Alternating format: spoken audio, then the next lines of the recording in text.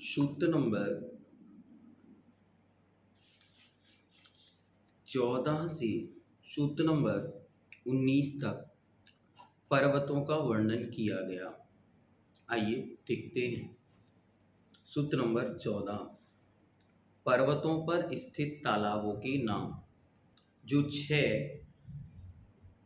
पर्वत हमने जानी, जिन 6 पर्वतों के कारण वह जम्बूद्वीप 7 भागों में विभक्त हुआ, उन प्रत्येक पर्वत के ऊपर एक एक तालाब बने हुए हैं। जैसा कि हमने अच्छी तरह देखा कि ये पर्वत इस आकार के ना होकर ये इस आकार के हैं, इसलिए इनके ऊपर बनने वाले तालाब बड़े ही फिट एकदम, और जैसे हमारे यहाँ बावड़ियाँ होती हैं, ये तद रूप हैं। जैसे हमारे यहाँ बावड़ियाँ बनती हैं, ये उस रूप में बने हुए हैं। आइए विस्तार से देखते हैं। सूत्र नंबर 14, पद्म, महापद्म, तिगिंच, केशरी, महापुंडरीक, पुंडरीका, हृदास तेषामुपरि पद्म, महापद्म, तिगिंच, केशरी, महापुंडरीक, पुंडरीका, हृदास तेषाम उपरि उन पर्वतों के ऊपर क्रम से पद्म, महापद्म, तिगिंच, केशरी, महापुंडरीक और पुंडरीक, ये 6 तालाब हैं। उन पर्वतों पर क्रमशः हिमवन पर्वत के ऊपर पद्म नाम का तालाब, महाहिमवन पर्वत के ऊपर महापद्म नाम का तालाब, निषद नाम के पर्वत के ऊपर तिगिंच नाम का तालाब, नील पर्वत के ऊपर केशेन नाम का तालाब, रुक्मिन पर्वत के ऊपर महापुंडरीक नाम का तालाब और शिखरिन पर्वत के ऊपर पुंडरीक नाम का तालाब स्थित है। आइए अब इन तालाबों की लंबाई चौड़ाई किस रूप में है, इसे आचार्य बतलाते हैं। सूत्र नंबर 15, प्रथम पहले तालाब पद्म नाम के तालाब की लंबाई और चौड़ाई। प्रथमो योजन सहस्यामश, ध्यान से देखें, सहस्रामश, तदर्थ विषकंभो हृदः। प्रथमो योजन सहस्रामश तदर्थ विषकंभो हृदः। प्रथम हृदय अर्थात तालाब, प्रथम पद्म तालाब योजन सहस्र आमः, 1000 महायोजन लंबा, और तदर्थ उसके आधा विस्कंभः लंबाई वाला है, अर्थात वह 1000 योजन लंबा और 500 योजन चौड़ाई वाला है। अर्थात वह इस तरह रेक्टेंगुलर शेप में है। जैसे यह किताब है, इस आकार में वह पर्वत है। वह तालाब पर्वत के ऊपर बना हुआ है। यहाँ से यहाँ तक यह 1000 योजन और यहाँ से यहाँ तक ये इसका आधा 500 योजन। इस प्रकार रेक्टेंगुलर शेप में वह वहाँ पर स्थित है। और उसकी गहराई कितनी है, तो कहते हैं सूत्र नंबर 16, 10 योजना वगाह, 10 योजना वगाह, 10 योजना वगाह, वगाह 10 योजन अवगाह वाला है। अवगाह मतलब गहराई। 1000 बाई 500 इंटू 10 योजन, नीचे वह 10 योजन गहराई वाला है। उन तालाबों में और क्या विशेष है, तो कहते हैं तन्मध्ये योजनम पुष्करम, उसके मध्य में सेंटर में 1 योजन का पुष्करम कमल है।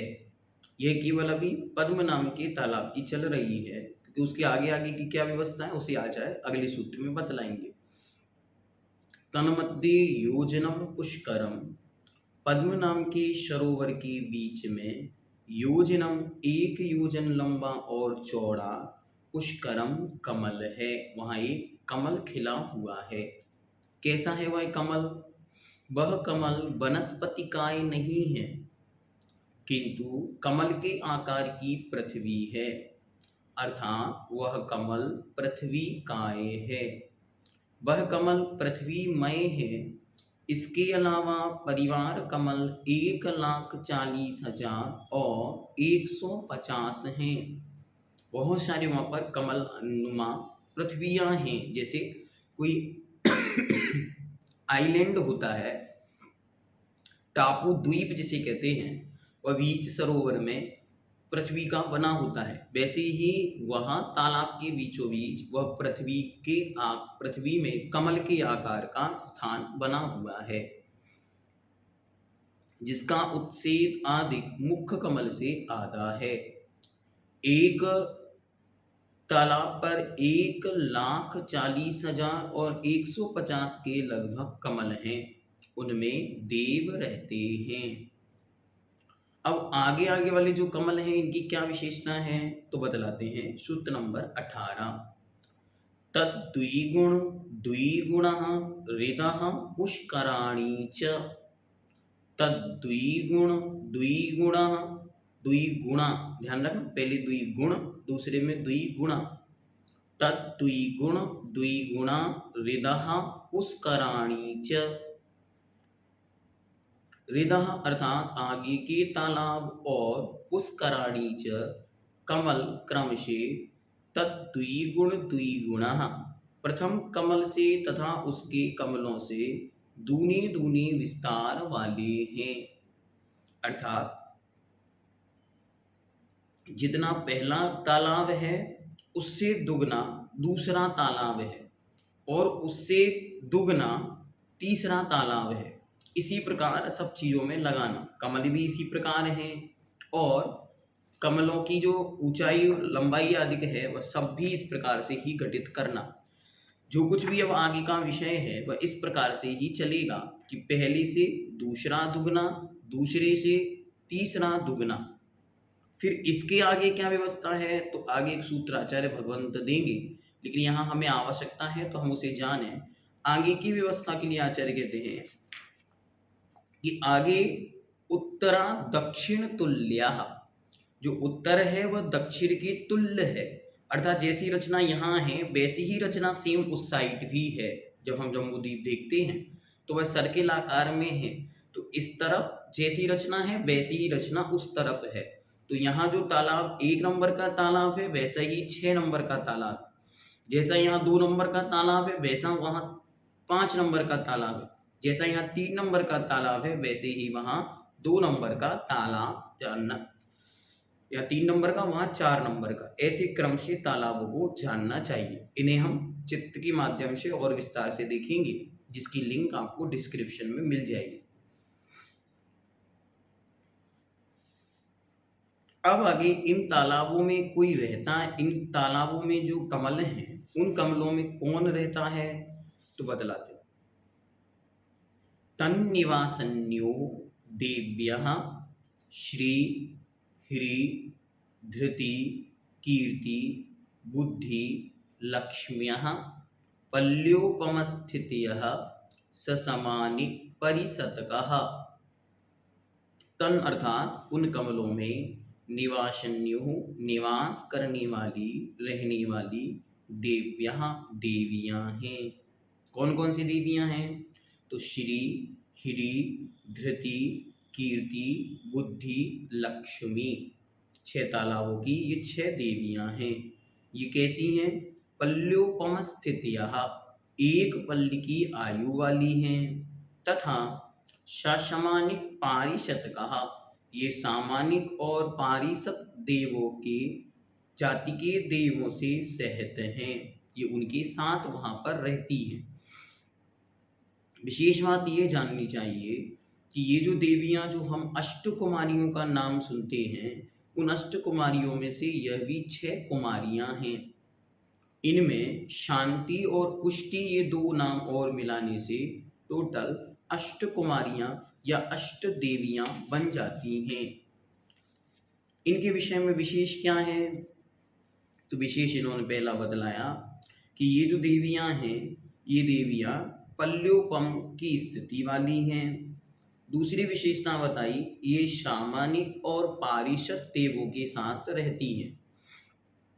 चौथे अध्याय में जहाँ देवों का विस्तार सा वर्णन करेंगे, वहाँ बतलाएंगे कि इंद्र के समान जिसकी आज्ञा अधिक होती है वह सामानिक कहलाते हैं, और जो सभा या परिषद के सदस्य होते हैं वह पारिषद कहलाते हैं। इस प्रकार ये 2 प्रकार के देव हैं जो स्वर्गों में या प्रत्येक स्वर्ग में पाए जाते हैं। उनके साथ ये यहाँ पर रहती हैं। क्रमशः एक एक तालाब पर एक एक देवी का निवास स्थान जानना चाहिए। पद्म सरोवर में श्री, महापद्म में ह्री, तिगिंच में धृति, केसरी तालाब में कीर्ति, पुंडरीक तालाब में बुद्धि और महापुंडरीक में लक्ष्मी नाम की देवियां हैं। ये देवियां बाल ब्रह्मचारिणी होती हैं क्या? तो कहते हैं नहीं। श्री, हिरी, धीति ये 3 देवियां अपने अपने परिवार सहित सौधर्मेंद्र के साथ संबंध रखती हैं और उनकी सेवा में तत्पर रहती हैं। बुद्धि, कीर्ति और लक्ष्मी ये तीनों देवियां सपरिवार ईशान इंद्र